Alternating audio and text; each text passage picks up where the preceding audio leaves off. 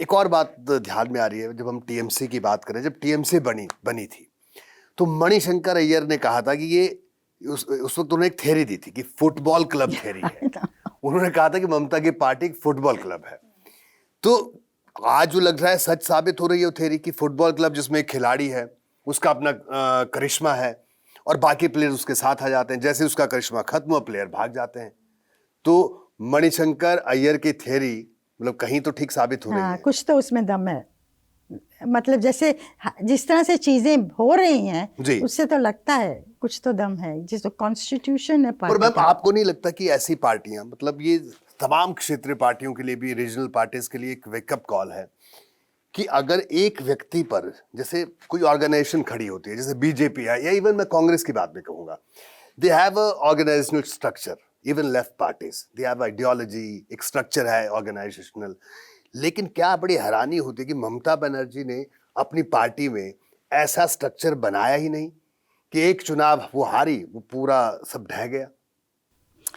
और ये बात आपकी सही है। और सक्सेसर्स, एक सक्सेसर यंग जो है, और ब्रैश ऑब्वियसली था सीनियर कॉलीग्स के साथ, अगर मान लीजिए अलग तरह से हैंडल भी किया होता तो शायद कहानी अलग होती।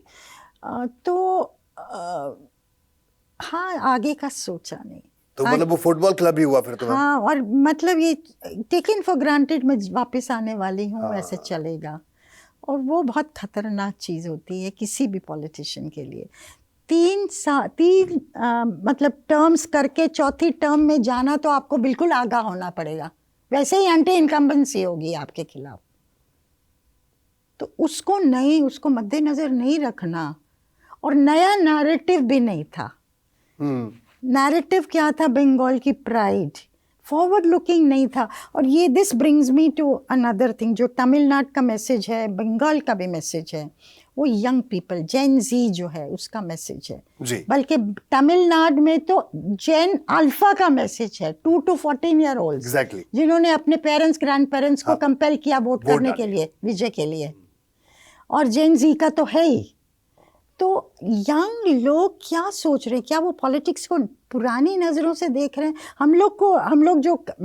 हम पॉलिटिक्स में नहीं कवर करते रहे हैं, देखते रहे हैं, हमको अपने चश्मे बदलने की ज़रूरत है।